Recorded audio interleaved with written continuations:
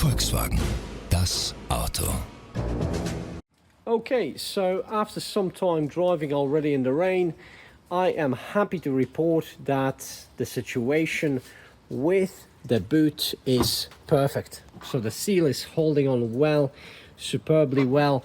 There are no issues whatsoever over here. There are no lines that we used to have. Of course, yes, right here in the middle there was a line, and there is nothing here now. Yeah, obviously the other lines are different. This is from simply the rain. There we go, like this and like this, but it's not here in the middle, right, which is supposed to be here. So so the situation is great, and the fix worked perfectly. Also, this is holding on well, so that is a good update right now. Let me just see it up close a little bit more. Yep, sadly I should have used a bit more brain and switched the light on, but I didn't.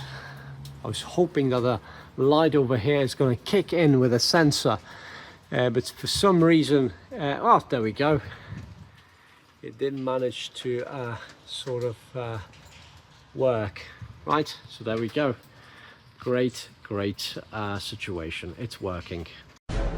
Volkswagen, das Auto.